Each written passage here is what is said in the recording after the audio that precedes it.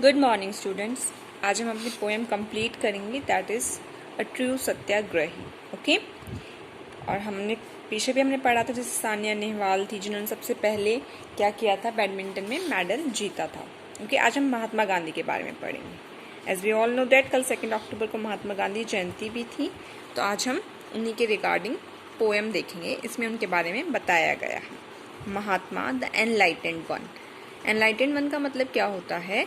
जो बहुत ही ज़्यादा बुद्धिमान होते हैं, वाइज होते हैं। महात्मा गांधी क्या थे? बहुत ही एक बुद्धिमान व्यक्ति थे। One a war without sword और गन। बिना किसी हथियार के उन्होंने वॉर जीता था। कैसे जीता था वो आगे देखेंगे, ठीक है। Born in Saurashtra, small coastal town, this is because of him achieve world renowned. कहाँ पर? एक छोटे से टाउन में उनका जन्म हुआ था, जिसका नाम क्या है? सौराष्ट्र। सौराष्ट्र आपका कहाँ पर है? गुजरात में। उन्हीं की वजह से लोग इस टाउन को जानते हैं पूरी दुनिया में। A gentle human with a rare philosophy left his imprint in the annals of history.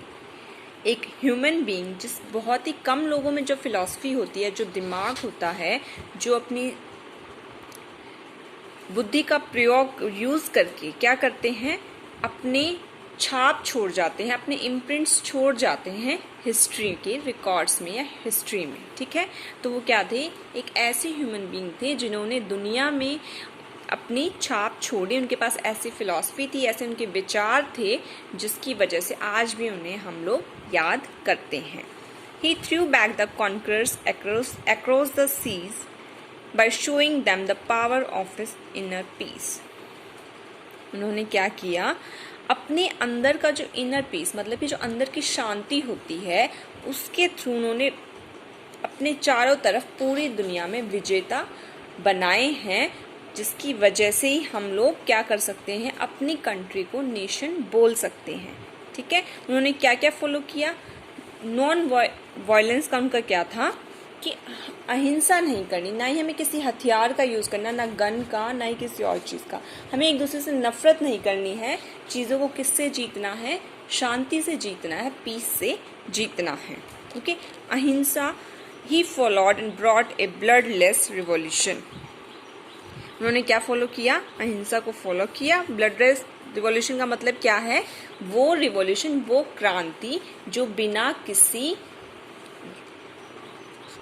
Violence के की जाए, मतलब कि कोई भी दंगा फसाद ना किया जाए, कि ऐसा ना हो कि हम अपनी बात को मनवाने के लिए या अपनी बात को सही प्रूव करने के लिए हम देश में दंगे फसाद करें। जैसे आजकल आप लोग देखते हो कि जैसे मान लो कहीं पर भी कोई मतलब मार्च होता है, वहाँ पे क्या होता है?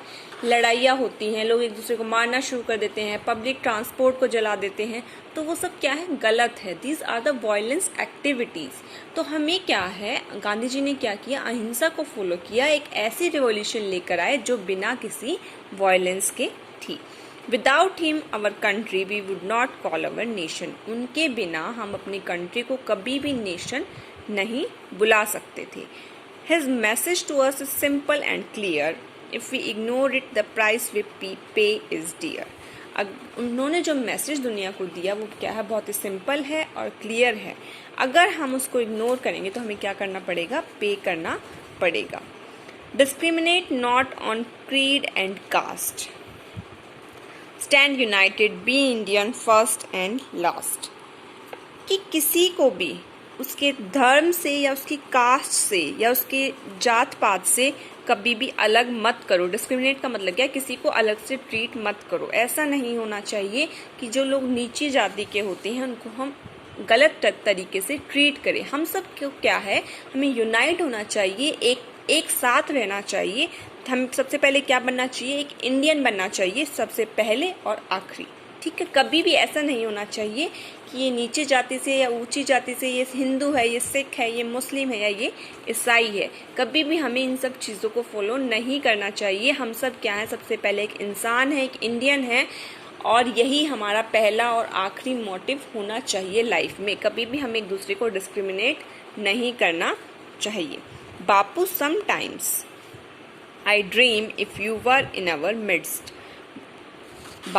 जो राइटर वो क्या कह रहा है कि बापू मेरा ये ड्रीम है कि काश आप हमारे बीच में होते।